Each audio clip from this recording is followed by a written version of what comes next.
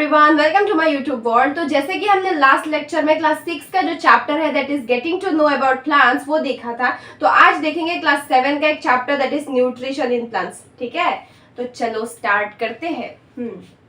बहुत ज्यादा गर्मी है ना यार। अब देखो, न्यूट्रिशन इन प्लांट्स हम सबको पता है, ठीक है। लिविंग ऑर्गेनिजम्स को जिंदा रहने के लिए हमें एनर्जी चाहिए, फूड चाहिए, ठीक है। तो हम जो खाना खाते वो फूड से हम जिस प्रोसेस से एनर्जी मतलब फूड से ऑब्टेन करते हैं उस प्रोसेस को हम बोलते हैं न्यूट्रिशन, ठीक है। न्यूट्रिशन है क्या? It is the process by which organisms obtain energy from food and utilise it. हम खाना खा रहे, ठीक है, उस खाने से हमारी बॉडी एनर्जी को कैसे ऑब्टेन करता है, वहां पे जो भी फूड का कंपोनेंट्स है उन सब चीजों को जिस प्रोसेस से हमारी बॉडी एब्जॉर्ब करता है और यूटिलाइज भी करता है उस प्रोसेस को हम क्या बोलते हैं? न्यूट्रिशन बोलते हैं, ठीक है। अब न्यूट्रिएंट्स क्या है? The components of food are called nutrients, ठीक है। जो चीजें हमारी बॉडी फूड से ऑब्टेन करती है वो सारी चीजों को हम क्या बोलते हैं? न्यूट्रिएंट्स बोलते हैं, ठीक है। So the components of food are called nutrients. For example, carbs, that is carbohydrates, proteins, vitamins, fats, minerals, ठीक है। ये सारी चीजों को हम क्या बोलते हैं? न्यूट्रिएंट्स बोलते हैं। मतलब हम अगर खाना खा रहे तो हमारे खाने में क्या प्रेजेंट होगा? कार्ब्स, प्रोटीन्स, विटामिन्स, ये सब प्रेजेंट होगा। ये जो कंपोनेंट्स प्रेजेंट होते हैं फूड में उन सब चीजों को बोलते हैं न्यूट्रिएंट्स। और वो न्यूट्रिएंट्स जिस प्रोसेस से हम अपने बॉडी में अब्सॉर्ब करते हैं, उसको यूटिलाइज करते हैं, उस प्रोसेस को हम क्या बोलते हैं? न्यूट्रिशन बोलते हैं। समझ में आ गया? अब देखते हैं mode of nutrition in plants क्या क्या होता है, ठीक है। सो प्लांट्स में दो तरह का न्यूट्रिशन होता है, ठीक है। एक होता है ऑटोट्रॉफिक न्यूट्रिशन, एक होता है हीटरोट्रॉफिक न्यूट्रिशन, ठीक है। मेनली ये नॉट ओनली मतलब प्लांट्स में होता है। प्लांट्स में दो तरह का न्यूट्रिशन होता है, एक होता है ऑटोट्रॉफिक न्यूट्रिशन, एक होता है हीटरोट्रॉफिक न्यूट्रिशन। अब ऑटोट्रॉफिक होता क्या है? ऑटो का मतलब है सेल्फ, ठीक है, मतलब खुद। ट्रॉफो का मतलब है नरिशमेंट, मतलब खुद का खाना खुद बनाते हैं, इसी को हम क्या बोलते हैं? ऑटोट्रॉफिक बोलते हैं, ठीक है। और हीटरोट्रॉफिक का मतलब क्या है? हीट्रो का मतलब है अदर एंड ट्रॉफो का मतलब है नरिशमेंट, ठीक है। तो प्लांट्स जो होते हैं वो ऑटोट्रॉफिक होते हैं मेनली, ठीक है। ऑटोट्रॉफिक का मतलब है सेल्फ नरिशमेंट, मतलब खुद का खाना खुद बना सकते हैं, उसी को हम क्या बोलते हैं? ऑटोट्रॉफिक न्यूट्रिशन बोलते हैं। और ये ऑटोट्रॉफिक न्यूट्रिशन जो शो करते हैं उसको हम बोलते हैं ऑटोट्रॉप्स। हीटरोट्रॉफिक न्यूट्रिशन उसको बोलते हैं जो दूसरे ऑटोट्रॉफिक प्लांट्स के ऊपर डिपेंडेंट होते हैं, मतलब दूसरे चीजों के ऊपर डिपेंडेंट होते हैं, खुद का खाना खुद नहीं बना सकते, उसको हम बोलते हैं हीटरोट्रॉफिक मोड ऑफ न्यूट्रिशन। और जो ये न्यूट्रिशन शो करते हैं उसको हम बोलते हैं हीटरोट्रॉप्स, ठीक है। तो मैक्सिमम प्लांट्स आर ऑटोट्रॉप्स, वो खुद का खाना खुद बनाते हैं। और एनिमल्स इंक्लूडिंग ह्यूमंस, हम लोग क्या है? हीटरोट्रॉप्स है, हम दूसरे प्लांट या एनिमल के ऊपर डायरेक्टली और इनडायरेक्टली डिपेंडेंट होते हैं, ठीक है। सो प्लांट्स में क्या होता है? मैक्सिमम प्लांट्स में ऑटोट्रॉफिक मोड ऑफ न्यूट्रिशन होता है, कुछ कुछ प्लांट्स में हीटरोट्रॉफिक मोड ऑफ न्यूट्रिशन भी होता है, ठीक है। तो एक एक करके हम डिस्कस करते हैं, ठीक है। तो सबसे पहले हम देखेंगे ऑटोट्रॉफिक मोड ऑफ न्यूट्रिशन, ठीक है। सो ऑटोट्रॉफिक मोड ऑफ न्यूट्रिशन क्या होता है? In this process, plants can make their own food via a process called photosynthesis. Only green plants can do photosynthesis due to the presence of a green pigment called chlorophyll. So autotrophic mode of nutrition क्या होता है? हमको पता है कि plants जो है वो खुद का खाना खुद बना सकते हैं, उसी को हम क्या बोलते हैं? ऑटोट्रॉफिक मोड ऑफ न्यूट्रिशन बोलते हैं, ठीक है। अब खुद का खाना खुद कैसे बनाते हैं? जो ग्रीन प्लांट्स होता है, ठीक है, जो ग्रीन प्लांट्स होता है उसमें एक ग्रीन पिगमेंट प्रेजेंट होता है जिसको हम बोलते हैं क्लोरोफिल। जो प्लांट्स में क्लोरोफिल प्रेजेंट होता है वही सिर्फ फोटोसिंथेसिस कर सकता है, और जो प्लांट्स में क्लोरोफिल नहीं होता वो फोटोसिंथेसिस नहीं कर पाता और उनका कलर भी ग्रीन नहीं होता है, ठीक है। तो फोटोसिंथेसिस होता क्या है ये हम डिटेल में जानते हैं अभी, ठीक है।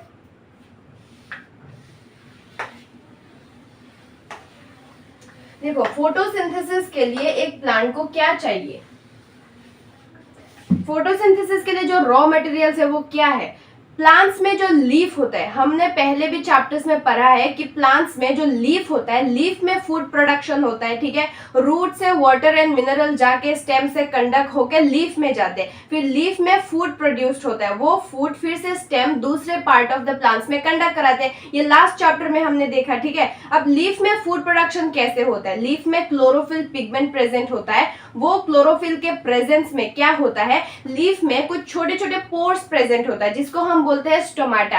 लाइक हम जो ऑक्सीजन गैस इनहेल करते हैं, कार्बन डाइऑक्साइड एक्सहेल करते हैं, हम नॉस्ट्रिल से करते हैं, हमारे नाक में छेद है, नॉस्ट्रिल जिसको बोलते हैं, नॉस्ट्रिल से करते हैं। वैसे लीफ में क्या होता है, कुछ छोटे छोटे पोर्स प्रेजेंट होते हैं, जिन पोर्स को हम बोलते हैं स्टोमाटा, ठीक है। वो स्टोमाटा के चारों तरफ कुछ सेल्स होते हैं जिसको हम बोलते हैं गर्ड सेल। वो गर्ड सेल क्या करते हैं, स्टोमाटा को ओपन एंड क्लोज करते हैं। थ्रू स्टोमाटा लीफ क्या करता है, सराउंडिंग से कार्बन डाइऑक्साइड गैस को ऑब्टेन करता है, ठीक है। कार्बन डाइऑक्साइड गैस को लेता है, फिर रूट से तो वाटर एंड मिनरल जा रहा है और सनलाइट के प्रेजेंस में फिर ये रिएक्शन होता है पूरा, ठीक है। होके फिर कार्बोहाइड्रेट और साथ में ऑक्सीजन प्रोड्यूस होता है। इसी को हम क्या बोलते हैं, फोटोसिंथेसिस बोलते हैं। कार्बोहाइड्रेट जो होता है वो ग्लूकोज होता है, मतलब ग्लूकोज प्रोड्यूस होता है। ग्लूकोज जो होता है वो कार्ब्स होता है, उसमें कार्बन, हाइड्रोजन और ऑक्सीजन होता है। और ग्लूकोज जो है वो मतलब सारे प्लांट के पार्ट्स में जाता है और वो स्टार्च के फॉर्म में स्टोर हो जाता है, ठीक है। बहुत ज्यादा गर्मी है यार, आज तो बहुत ज्यादा है, ठीक है। सो फोटोसिंथेसिस के लिए क्या क्या रॉ मटेरियल्स चाहिए? सबसे पहली बात, फोटोसिंथेसिस हमेशा क्या होता है, ग्रीन प्लांट्स में होता है। और ऐसा नहीं है सिर्फ लीफ में होगा, ऐसा नहीं है। प्लांट का कोई भी पार्ट अगर ग्रीन है, इसका मतलब वहां पे क्या है, क्लोरोफिल प्रेजेंट है। और क्लोरोफिल अगर प्रेजेंट है तो वो पार्ट फोटोसिंथेसिस कर सकता है। जो हर्ब्स होते हैं, हर्ब्स का स्टेम ग्रीन कलर का होता है, हमें पता है, लास्ट चैप्टर में हमने देखा था, ठीक है। सो वो स्टेम में भी फोटोसिंथेसिस हो सकता है, ठीक है।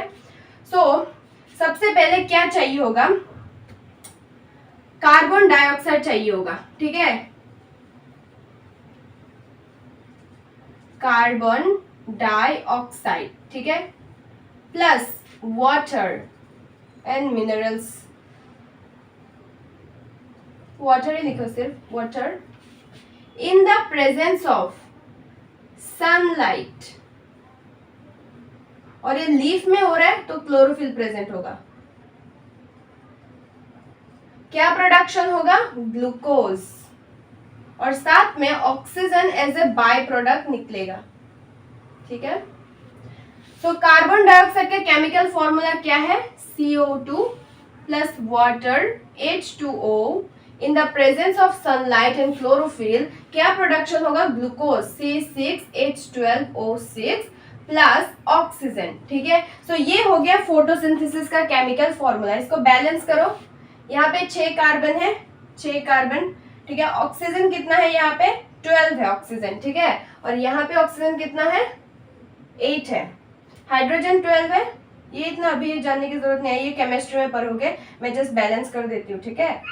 12 ऑक्सीजन 6 और यहाँ पे 12 18, राइट। तो यहाँ पे हो जाएगा ऑक्सीजन 12 और 18, हाँ ठीक है। ये है फोटोसिंथेसिस का केमिकल फॉर्मूला, ठीक है। तो जो प्लांट्स ग्रीन कलर के होते हैं, मतलब जिसमें क्लोरोफिल प्रेजेंट होता है, वो फोटोसिंथेसिस शो करते हैं, ठीक है। कैसे करते हैं, लीफ में कुछ पोर्स प्रेजेंट होता है जिसको हम बोलते हैं स्टोमाटा। स्टोमाटा के थ्रू एटमॉस्फेयर से कार्बन डाइऑक्साइड गैस को इंटेक करता है, रूट से वाटर जा रहा है और सनलाइट के प्रेजेंस में फिर ग्लूकोज और ऑक्सीजन प्रोड्यूस करते हैं, ठीक है। और वो जो ऑक्सीजन बाय प्रोडक्ट निकलता है वही ऑक्सीजन हम इनहेल करते हैं, ठीक है। तो हम जो कार्बन डाइऑक्साइड छोड़ रहे हैं, ठीक है, वो कार्बन डाइऑक्साइड प्लांट्स यूज करते हैं और प्लांट्स फिर जो ऑक्सीजन छोड़ते हैं वो हम यूज करते हैं। ऐसे एनिमल्स और प्लांट्स के बीच में कार्बन डाइऑक्साइड और ऑक्सीजन का एक्सचेंज होता रहता है, ठीक है। सो ऐसा नहीं है सिर्फ ग्रीन प्लांट्स ही फोटोसिंथेसिस करता है, कुछ एल्गा होता है, जो ग्रीन एल्गा होता है वो भी फोटोसिंथेसिस करता है, ठीक है। तो जिसमें भी क्लोरोफिल प्रेजेंट होगा वो फोटोसिंथेसिस शो करेगा, ठीक है। ये हो गया। अब देखो, मैक्सिमम प्लांट्स जो होता है वो autotrophic mode of nutrition show करता है, मतलब मैक्सिमम प्लांट्स में क्लोरोफिल प्रेजेंट होता है और वो फोटोसिंथेसिस करता है। लेकिन कुछ कुछ प्लांट्स ऐसे भी है जिसमें क्लोरोफिल एब्सेंट होता है, वो कैसे फूड प्रोडक्ट करता है उसको हम अभी डिस्कस करने वाले हैं, ठीक है। तो वो heterotrophic mode of nutrition show करता है, ठीक है। देखते हैं हम हिट्रोट्रॉफिक मोड ऑफ न्यूट्रिशन। ठीक है, हमें पता चल गया ऑटोट्रॉफिक मोड ऑफ न्यूट्रिशन क्या होता है, जिसमें क्लोरोफिल प्रेजेंट होता है जो फोटोसिंथेसिस करता है। ठीक है, कुछ प्लांट्स ऐसे भी होता है जो जिसमें क्लोरोफिल एब्सेंट होता है और वो फोटोसिंथेसिस नहीं कर पाता है, तो वो क्या करते हैं, दूसरे ऑटोट्रॉफिक प्लांट्स के ऊपर डिपेंडेंट होते हैं फूड के लिए। ठीक है, उसको हम क्या बोलते हैं, heterotrophic mode of nutrition. All animals including humans, हम सब हिट्रोट्रॉफ है। ठीक है, लेकिन कुछ प्लांट्स भी हिट्रोट्रॉफिक होते हैं। ठीक है, so some plants do not have chlorophyll, they dependent on other autotrophic plants for food. This is heterotrophic mode of nutrition.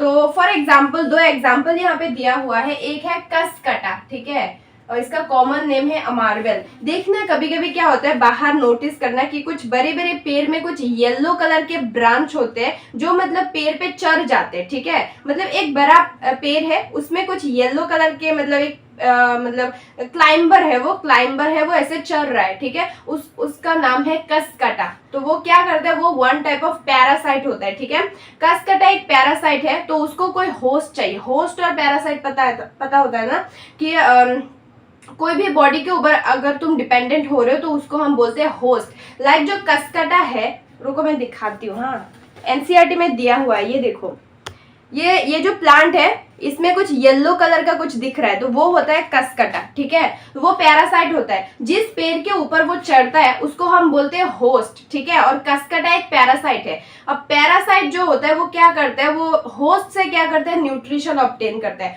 वो प्लांट जो फूड प्रोड्यूस कर रहा है उसका एनर्जी वो यूज कर रहा है, उसका जो न्यूट्रिशन है वो ले रहा है। ठीक है, तो पैरासाइट हमेशा होस्ट से क्या लेता है, न्यूट्रिशन लेता है। ठीक है, सो कसकटा ऐसे heterotrophic mode of nutrition show करता है। ठीक है, एक और प्लांट होता है जिसको हम बोलते हैं पिचर प्लांट। ठीक है, ये इंसेक्टिवोरस प्लांट होता है, ये पार्शियली ऑटोट्रॉफिक और पार्शियली हिट्रोट्रॉफिक होता है। ऐसा क्यों होता है, इसमें क्लोरोफिल प्रेजेंट होता है लेकिन फिर भी ये फोटोसिंथेसिस नहीं करता है। ये क्या करता है, पिचर प्लांट जो होता है एक मॉडिफाइड लीफ होता है। ठीक है, मॉडिफाइड लीफ, ये देखो ये वाला दिख रहा होगा, ये एक जग लाइक स्ट्रक्चर होता है। ठीक है, तो ये जो जग लाइक स्ट्रक्चर होता है ये लीफ मॉडिफाई होके ऐसा बनता है। ठीक है, इसको बोलते हैं पिचर प्लांट। ये क्या करता है, इसका जो माउथ होता है वो ओपन क्लोज हो सकता है। ठीक है, तो वो हमेशा ओपन रहता है, तो कोई इंसेक्ट अगर वहां पे आता है तो वो क्लोज हो जाता है। ठीक है, तो इंसेक्ट अंदर चला जाता है। ये जो जग लाइक स्ट्रक्चर है,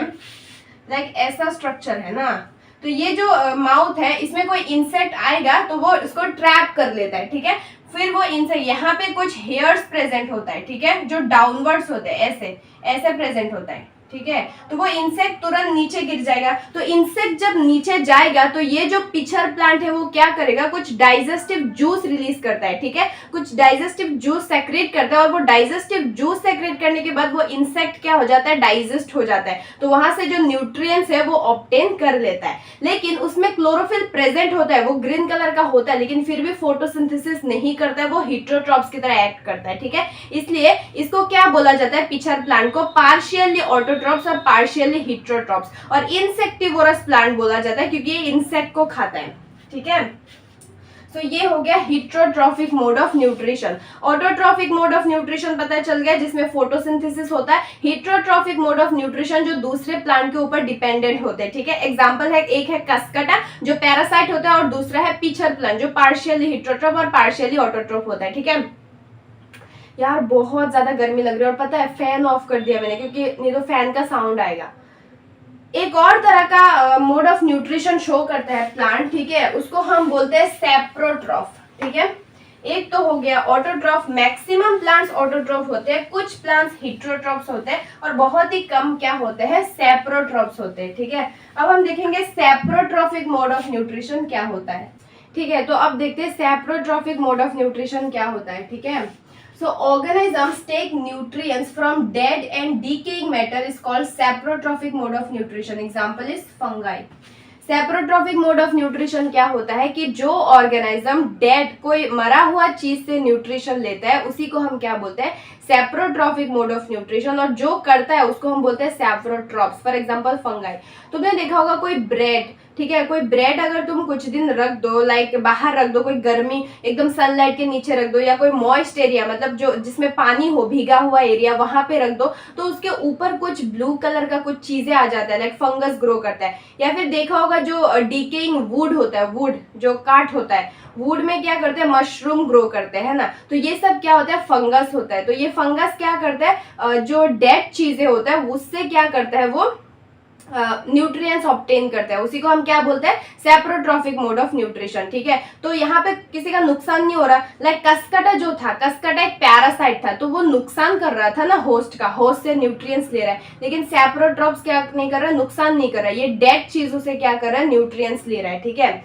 अब देखो ऐसे कैसे होता है, जो रेनी सीजन होता है, देखना जहाँ मतलब जिस टाइम में बहुत ज्यादा बारिश होता है उस टाइम में ये मशरूम ग्रो करते हैं, लाइक फंगस वगैरह बहुत ज्यादा होता है। क्यों होता है वो, इसी सीजन में क्यों आता है, क्योंकि हर एक ऑर्गेनिज्म का एक फेवरेबल कंडीशन होता है। ठीक है, जैसे कि हमारा फेवरेबल कंडीशन ये है, हमको अगर अभी हम यहाँ पे रहते हैं, अगर हमको अभी मुझे अगर अभी जाके राजस्थान में मतलब दे दिया डिजर्ट एरिया में, तो मैं रह पाऊंगी, नहीं रह पाऊंगी ना, क्योंकि मेरा वो फेवरेबल कंडीशन नहीं है। ठीक है, मुझे अगर पानी में रहने को दे दिया तो मैं नहीं रह पाऊंगी ना, क्योंकि मेरा वो फेवरेबल कंडीशन नहीं है, सुइटेबल कंडीशन नहीं है। लेकिन फिश के लिए है ना, तो हर ऑर्गेनिज्म का फेवरेबल कंडीशन अलग अलग होता है। वैसे ही फंगस का फेवरेबल कंडीशन या सुइटेबल कंडीशन, फेवरेबल कंडीशन पता लग रहा है, मतलब जिसमें रह के तुम कंफर्टेबल हो, तुम जिंदा रह सकते हो, उसी को हम बोलते हैं फेवरेबल या सुइटेबल कंडीशन। ठीक है, तो जो एयर होता है, एयर में बहुत सारे फंगल पोर्स प्रेजेंट होता है, फंगस के पोर्स प्रेजेंट होता है एयर में। ठीक है, तो जब रेनी सीजन आता है या जहाँ पे ह्यूमिड हो,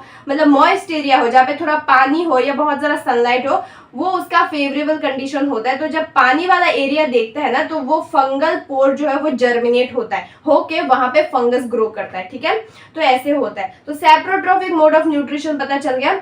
जो फंगस होता है, कुछ कुछ फंगस बहुत ही डेंजरस होता है, जो एनिमल्स, ह्यूमंस, प्लांट्स सबको डिजीज कॉज करता है। लाइक ईस्ट और जो है कुछ फंगस होता है जो क्या करता है, फायदा करता है। ठीक है, लाइक ईस्ट एंड मशरूम्स ये सब क्या है, फायदेमंद है। ठीक है, और कुछ क्या करता है, डिजीज कॉज करता है, और कुछ फंगस मेडिसिन की तरह भी यूज होता है। ठीक है, तो यही है। तो हमने देखा 3 तरह का न्यूट्रिशन होता है प्लांट्स में। पहला है ऑटोट्रॉफिक मोड ऑफ न्यूट्रिशन, जिसमें फोटोसिंथेसिस होता है और chlorophyll is the compulsory pigment, वो चाहिए। ठीक है, दूसरा है हेटेरोट्रॉफिक मोड ऑफ न्यूट्रिशन। ठीक है, जहां पे हमने 2 एग्जांपल देखा, कसकटा और इंसेक्टिवोरस प्लांट जो पिचर प्लांट का है। ठीक है, जो दूसरे प्लांट के ऊपर डिपेंडेंट रहता है, जो फोटोसिंथेसिस नहीं करता है। ठीक है, और तीसरा हमने देखा सैप्रोट्रॉफिक मोड ऑफ न्यूट्रिशन, जो डेड चीजों से क्या करते हैं, न्यूट्रिएंट्स लेता है, उसी को हम क्या बोलते हैं, saprotrophic mode of nutrition. Maximum plants जो है वो ऑटोट्रॉप्स होते हैं, कुछ प्लांट्स हेटेरोट्रॉप्स होते हैं, और बहुत ही कम क्या होता है, सैप्रोट्रॉप्स होते हैं। ठीक है, ओके। अब हम एक चीज देखते हैं,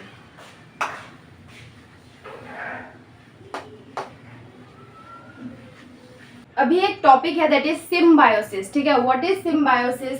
Some organisms live together and share both the shelter and nutrients. This relationship is called symbiotic relationship. Example is lichen. ठीक है, क्या होता है यहाँ पे, हमने एक एग्जाम्पल देखा था लाइक कसकटा का। ठीक है, कसकटा एक पैरासाइट था, वो दूसरे प्लांट से क्या ले रहा था, न्यूट्रिएंट्स ले रहा था, लेकिन वो दूसरे प्लांट से न्यूट्रिएंट्स ले रहा था, लेकिन वो उस प्लांट को कुछ दे रहा था, नहीं दे रहा था, वो नुकसान कर रहा था ना, तो वो सिम्बायोसिस नहीं है। सिम्बायोसिस एक ऐसा रिलेशनशिप है जहां पे 2 ऑर्गेनिज्म एक साथ रहते हैं और दोनों एक दूसरे को हेल्प करते हैं, कुछ चीजों में दोनों का बेनिफिट होता है, उसी रिलेशनशिप को हम क्या बोलते हैं, सिम्बायोटिक रिलेशनशिप। ठीक है, फॉर एग्जाम्पल लाइकेन क्या होता है, एल्गा और फंगस का कॉम्बिनेशन होता है, कॉम्बिनेशन नहीं मतलब एल्गा और फंगस सिम्बायोटिक रिलेशनशिप में जो रहते हैं उसी को हम बोलते हैं लाइकेन। ठीक है, यहाँ पे एल्गा और फंगाई साथ में रहते हैं और दोनों एक दूसरे को हेल्प करते हैं। लाइक एल्गा, जो ग्रीन एल्गा होता है, एल्गा के पास क्लोरोफिल होता है, तो एल्गा फोटोसिंथेसिस कर सकता है, तो वो फूड प्रोडक्शन कर सकता है ऑब्वियसली। फंगाई फूड प्रोडक्शन नहीं कर सकता, वो सैप्रोट्रॉफ होता है। ठीक है, लेकिन वो क्या करता है, एल्गा को शेल्टर प्रोवाइड करता है, वाटर एंड मिनरल्स अब्सॉर्ब करके देता है रूट से। मतलब फंगस अगर कोई, ये दोनों अगर कोई प्लांट के रूट में रह रहे हैं तो फंगस क्या करेगा, वहां से सॉइल से वाटर एंड मिनरल्स अब्सॉर्ब करेगा और एल्गा को देगा और एल्गा को शेल्टर प्रोवाइड करेगा। तो एल्गा क्या करेगा, वो वाटर मिनरल का यूज करके फिर वो फोटोसिंथेसिस करके फूड प्रोड्यूस करेगा। ठीक है, तो यहाँ पे एक दूसरे को वो हेल्प करे, इसी रिलेशनशिप को हम क्या बोलते हैं, सिम्बायोटिक रिलेशनशिप बोलते हैं। ठीक है,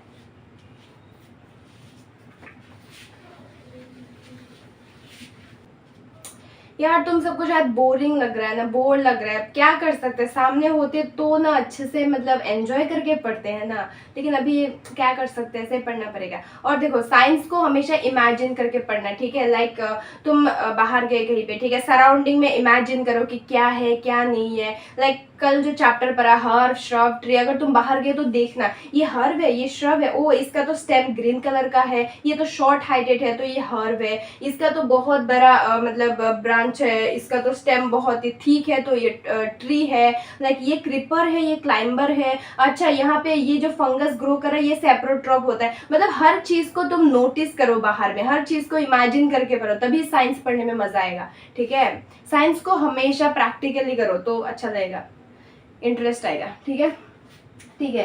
सो नेक्स्ट जो टॉपिक दिया हुआ है एनसीईआरटी में, that is how nutrients are replenished in the soil. Replenished का मतलब क्या है, how nutrients are replenished in the soil. ठीक है, कोई भी सॉइल है उसमें तो जो नॉर्मल न्यूट्रिएंट्स होता है, जैसे कि जो फार्मर्स होते हैं, फार्मर्स क्या करते हैं, खेती बाती करते हैं। ठीक है, वो जो जिस सॉइल में खेती करते हैं उस सॉइल में ऑब्वियसली न्यूट्रिएंट्स प्रेजेंट होगा। सॉइल में जो न्यूट्रिएंट्स प्रेजेंट होता है वो क्या होता है, लाइक नाइट्रोजन, पोटेशियम, फॉस्फोरस, ये सब प्रेजेंट होता है। और ये सब क्या चाहिए होता है, एक प्लांट के ग्रोथ के लिए ये नाइट्रोजन, फॉस्फोरस, पोटेशियम ये सब जरूरी होता है। ठीक है, तो क्या होता है कि जो सॉइल में तुम बार बार खेती कर रहे हो तो वहां पे प्लांट्स अगर तुम लगा रहे हो, लाइक क्रॉप फील्ड्स में, ठीक है, बार बार अगर तुम प्लांट्स लगा रहे हो तो वो प्लांट्स उस सॉइल के जो भी न्यूट्रिएंट्स है सबको अब्सॉर्ब कर लेगा। तो उसमें वो सॉइल में खत्म हो जाएगा कि नहीं, उस सॉइल में फिर से हम कैसे न्यूट्रिएंट्स वापस लाए, उसी को हम क्या बोलते हैं, रिप्लेनिश करना बोलते हैं। ठीक है, तो वो कैसे कर सकते हैं, एक तो होता है कि जो फार्मर्स होते हैं वो एक्सटर्नल फर्टिलाइजर्स या मैन्योर का यूज करते हैं ना, जैसे कि देखा है ना खेती में कुछ देते हैं ना, तो वो एक्सटर्नल फर्टिलाइजर्स होता है, वहां पे नाइट्रोजन, फॉस्फोरस, पोटेशियम इन सब की मात्रा को बढ़ाने के लिए वो सब दिया जाता है। बट आर्टिफिशियल चीजें जो होती है वो ऑब्वियसली नुकसान करेगा, है ना, लाइक आर्टिफिशियल चीजें तो अच्छा नहीं होता, वो सॉइल वो जो होता है अगर एक्सेस में दे दिया तो वो वाटर में जाता है, वाटर में जाके वो वाटर पोल्यूशन करता है। बहुत सारे रीजन है जो आर्टिफिशियल चीजें यूज नहीं करना चाहिए। हमने जो थोड़ी देर पहले पढ़ा था सिम्बायोटिक रिलेशनशिप, उसको हम यहाँ पे यूज कर सकते हैं। कैसे यूज कर सकते हैं, देखो एक बैक्टीरिया होता है उसको हम बोलते हैं राइजोबियम बैक्टीरिया। ठीक है, राइजोबियम बैक्टीरिया जो होता है वो ऑटोट्रॉफिक नहीं होता, वो खुद का खाना खुद नहीं बना सकता। तो वो क्या करता है, सिम्बायोटिक रिलेशनशिप में रहते हैं कुछ प्लांट्स के साथ, लाइक जो लेग्यूमिनस प्लांट्स है ना, लेग्यूमिनस प्लांट्स मतलब जो ग्राम, पीस, बीन्स हो गया, उन सब के जो प्लांट्स होते हैं उन सब प्लांट्स के रूट्स में वो राइजोबियम बैक्टीरिया रहता है। ठीक है, अब एक चीज देखो, प्लांट्स को नाइट्रोजन चाहिए, ठीक है, लेकिन प्लांट्स क्या करते हैं, नाइट्रोजन को एटमॉस्फेयर से डायरेक्टली अब्सॉर्ब नहीं कर सकता। लाइक वो कार्बन डाइऑक्साइड को डायरेक्टली अब्सॉर्ब करते हैं, हम जैसे कि ऑक्सीजन को डायरेक्टली इनहेल करते हैं ना, लेकिन प्लांट्स क्या करते हैं, नाइट्रोजन को डायरेक्टली इनहेल नहीं कर सकता। वो नाइट्रोजन कोई कंपाउंड में होना चाहिए तभी वो प्लांट अब्सॉर्ब कर पाएगा। तो नाइट्रोजन को प्लांट फिक्स नहीं कर पाता, लेकिन जो राइजोबियम बैक्टीरिया है वो नाइट्रोजन को फिक्स कर लेता है। मतलब राइजोबियम क्या करता है, नाइट्रोजन को, एटमॉस्फेरिक नाइट्रोजन को अब्सॉर्ब करके उसको एक कंपाउंड में कन्वर्ट कर देते हैं जिसको हम बोलते हैं अमोनिया, NH3। ठीक है, अमोनिया में कन्वर्ट करते हैं, फिर वो अमोनिया क्या करते हैं, वो प्लांट अब्सॉर्ब करते हैं, उस अमोनिया से नाइट्रोजन अब्सॉर्ब करते हैं प्लांट्स। ठीक है, तो यहाँ पे क्या होता है, जो राइजोबियम बैक्टीरिया होता है वो लेग्यूमिनस प्लांट्स के रूट में रहता है। तो रूट उसको क्या करता है, रूट उसको फूड प्रोड्यूस करता है, शेल्टर प्रोड्यूस करता है, और बदले में राइजोबियम बैक्टीरिया उसको नाइट्रोजन फिक्स करके देता है। ठीक है, तो ये सिम्बायोटिक रिलेशनशिप में वो लोग रहते हैं। तो अगर हम सिम्बायोटिक रिलेशनशिप यूज करें क्रॉप फील्ड्स में, लाइक अगर हमने एक बार खेती किया, ठीक है, तो वहां का न्यूट्रिएंट्स कम हो गया, ठीक है, सो दूसरी बार खेती करने से पहले हम अगर वहां पे लेग्यूमिनस प्लांट्स ग्रो करें तो ऑब्वियसली वहां पे नाइट्रोजन का जो अमाउंट है वो बढ़ जाएगा due to symbiotic relationship, Rhizobium की वजह से, ठीक है। तो ऐसे हम क्या करना चाहिए, हमें नेचुरल चीजें यूज करना चाहिए, ठीक है। सो ये टॉपिक समझ में आ गया। तो ये जो चैप्टर है that is nutrition in plants, ये यहाँ पे खत्म हो गया है, ठीक है। सो सबसे पहले हमने क्या देखा, न्यूट्रिशन। न्यूट्रिशन क्या होता है, ओ अच्छा, इस चीज के साथ मैं एक और चीज ऐड कर देती हूँ, ठीक है। एक चैप्टर है that is transportation in animals and plants, ठीक है। वहां पे ट्रांसपोर्टेशन इन प्लांट्स वाला जो टॉपिक है वो मैं ऐड कर देती हूँ इसके साथ, ठीक है। तो ये भी क्लास 7 का एक चैप्टर है that is transportation in plants and animals, ठीक है। तो ट्रांसपोर्टेशन इन प्लांट्स में क्या क्या है हम ये देख लेते हैं, ठीक है। हमने पहले चैप्टर में गेटिंग टू नो प्लांट्स में पढ़ा था कि जो रूट है, रूट क्या करता है, वाटर एंड मिनरल को अब्जॉर्व करता है, करके वो स्टेम में ले जाता है, स्टेम से फिर लीफ में जाता है, लीफ में फूड प्रोडक्शन होता है, उसके बाद वो फूड फिर से स्टेम के थ्रू अदर पार्ट्स में क्या होता है, कंडक्ट होता है। अब वो कैसे होता है, ठीक है, इसके बारे में बहुत ही डिटेल्स में इन फ्यूचर मतलब पढ़ने को मिलेगा, बट इसमें एक चीज बोला गया है तो वो मैं बोलना चाहती हूँ। फॉर एग्जाम्पल ये पेड़ है, ठीक है, ये रूट है, तो क्या करता है, रूट वाटर एंड मिनरल्स को ऑब्जॉर्व करता है, ऑब्जॉर्व करके वो लीफ में कंडक्ट कराता है, लीफ में फूड प्रोड्यूस होता है, फिर वो फूड क्या होता है, फिर से ट्रांसफर होता है ना, other parts of the plant में होता है। ये कैसे होता है, प्लांट का जो रूट्स होता है उसमें कुछ रूट हेयर प्रेजेंट होता है जो क्या करता है, सरफेस एरिया को बढ़ा देता है। तो जितना सरफेस एरिया बड़ा होगा उतना ही ज्यादा वाटर एंड मिनरल को ऑब्जॉर्व करेगा। फिर क्या करता है, रूट हेयर के थ्रू जाके एक कुछ वैस्कुलर टिश्यूज प्रेजेंट होता है, यहाँ पे ऐसे बोला गया है कुछ वैस्कुलर टिश्यूज प्रेजेंट होता है जिसको हम बोलते हैं जाइलम एंड फ्लूएम। एक नैरो ट्यूब्स होता है स्टेम के अंदर, ठीक है, रूट में भी होता है, स्टेम में भी होता है, ठीक है। उसी के थ्रू क्या होता है, ट्रांसपोर्टेशन होता है, जाइलम एंड फ्लूएम। जाइलम क्या करता है, वाटर एंड मिनरल्स को कंडक्ट कराता है, ठीक है, और फ्लूएम क्या करता है, फूड को कंडक्ट कराता है, ठीक है। सो जाइलम क्या करता है, वाटर एंड मिनरल्स कंडक्ट कराता है, ठीक है, और फ्लूएम क्या करता है, फूड कंडक्ट कराता है, ठीक है। और जाइलम, फ्लूएम, इन सबको क्या बोलते हैं, वैस्कुलर टिश्यू बोलते हैं, ठीक है। इन सब के बारे में डिटेल में 11 में एक चैप्टर है एनाटॉमी ऑफ फ्लावरिंग प्लांट्स, उस चैप्टर में बहुत ही डिटेल में मिलेगा, वो हम बाद में पढ़ेंगे। लेकिन फिलहाल के लिए इतना जान लो कि जो प्लांट्स में ट्रांसपोर्टेशन होता है फूड का, वाटर मिनरल्स का, वो किसकी वजह से होता है, कुछ वैस्कुलर टिश्यूज प्रेजेंट होता है जिसको हम बोलते हैं जाइलम और फ्लूएम। उसकी वजह से जाइलम क्या करता है, वाटर एंड मिनरल्स को ट्रांसपोर्ट करता है, और फ्लूएम क्या करता है, फूड को ट्रांसपोर्ट करता है, ठीक है।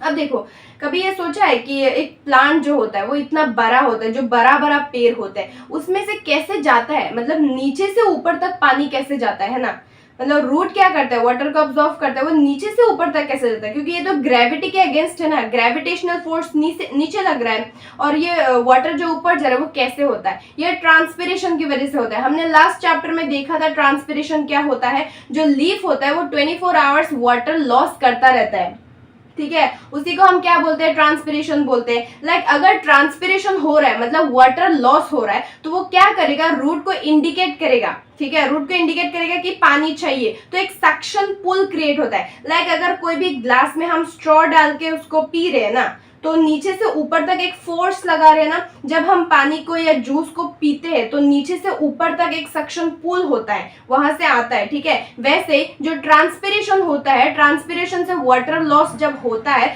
तो एक सक्शन पुल क्रिएट होता है। फॉर एग्जाम्पल अगर यहाँ पे ट्रांसपिरेशन हो रहा है, ये लीफ है, यहाँ पे ट्रांसपिरेशन हो रहा है, ठीक है, तो नीचे से ऊपर तक एक सक्शन पुल क्रिएट होता है, उस पुल की वजह से पानी जो है वो मूव करता है थ्रू वैस्कुलर टिश्यूज, ठीक है। तो अभी के लिए इतना ही जानो, ठीक है।